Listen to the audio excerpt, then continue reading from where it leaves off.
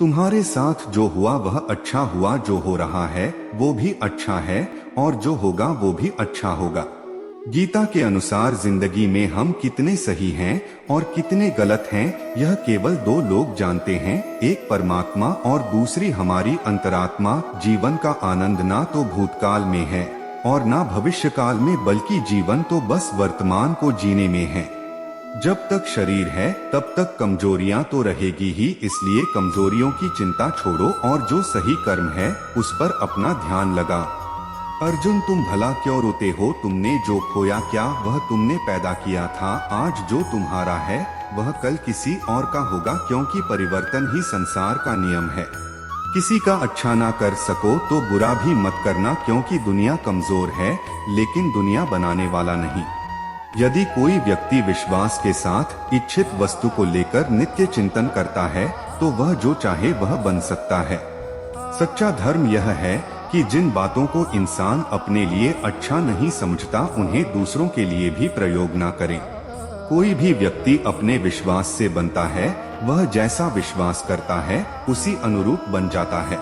मन अशांत है और उसे नियंत्रित करना कठिन है, लेकिन अभ्यास से इसे वश में किया जा सकता है।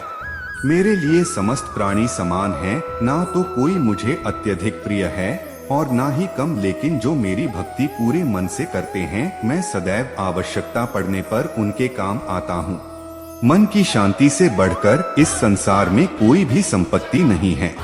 जो मनुष्य फल की इच्छा का त्याग करके केवल कर्म पर ध्यान देता है वह अवश्य ही जीवन में सफल होता है। कोई भी इंसान जन्म से नहीं बल्कि अपने कर्मों से महान बनता है।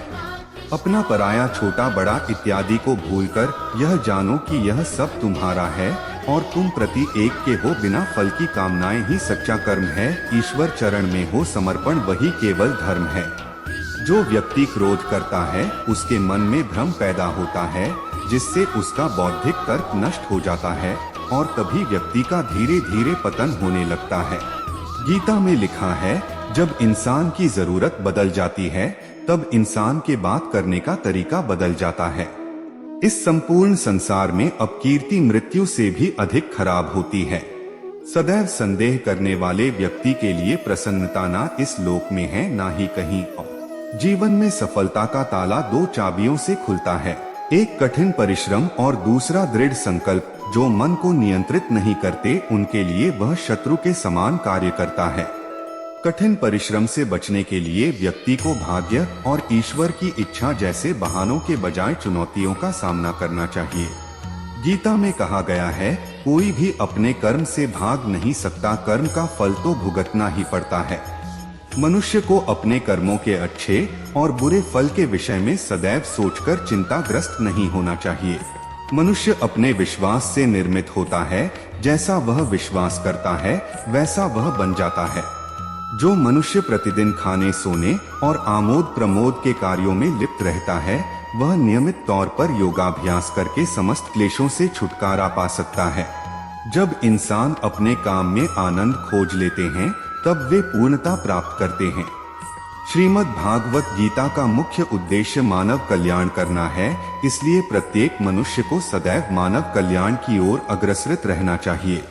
माफ करना और शांत रहना सीखिए, ऐसी ताकत बन जाओगे कि पहाड़ भी रास्ता देंगे। व्यक्ति को अपनी इंद्रियों को वश में रखने के लिए बुद्धि और मन को नियंत्रित रखना होगा।